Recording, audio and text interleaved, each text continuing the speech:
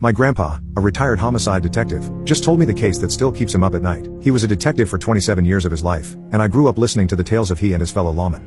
As a child, he obviously amended the stories quite a bit to make them age appropriate, but as I grew up, more and more of the true stories came out. Starting about 2 years ago, my grandpa got sick. He's been on a slow decline ever since, and while it's been one of the hardest things I've ever had to deal with, his illness acted as the catalyst for a set of stories he'd never before brought up. He said he kept them filed away deep in the folder he doesn't like to open. He calls them the impossible ones. But this last one, the one he told me last night, he says it's the one that still keeps him up some nights, the one he thinks about every day. He said he's looked over the case files more times than he can remember, done a full re-examination of it all more times than he can remember, and it never makes any more sense. He said he only told me now because he can feel in his bones that he doesn't have a lot of time left. I recorded him telling me the story, so what follows is my transcription of the case, verbatim. I've only excluded his coughing fits and any off-topic remarks made during the telling of the case. The case was a murder/kidnapping, at least that's what it looked like, and it was me and Olson. I've told you about it. There was a family, the Nabels. There was Benjamin, the husband, Jennifer, the wife, and Katie, their 6-year-old daughter.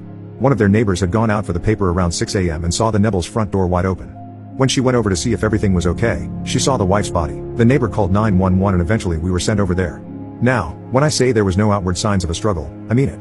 There was no sign whatsoever that anything had happened, well, except for the dead body. But even her body, there were no wounds, no marks of any kind. I'm getting ahead of myself. On our way to the house, it came over the radio that the husband and daughter were unaccounted for. If you're thinking the husband did it, we did too, obviously. Problem was, both the family's cars were still in the garage. So we think they might be on foot. Some officers canvassed the neighborhood, and no one had seen them, including 2 neighbors that were on their porches for hours starting in the early morning. No one had heard any kind of commotion coming from their house, either. I mentioned the wife's body. She didn't have a hair out of place. She was on her back in the kitchen, about a third of her upper body was under the table. We found out after the autopsy that, well, she'd just died. There was no cause that they could find. She'd been a perfectly healthy woman, didn't smoke, didn't drink, ate right, exercised. It was like she just blinked her eyes and gone from alive to dead. Anyways, we searched the house. We went through it with a fine-tooth comb, basement to attic, found nothing. No evidence of a struggle, no weapon, nothing. So we left. We'd spent hours in that house, thought maybe we should come back in a day or two with some fresh eyes.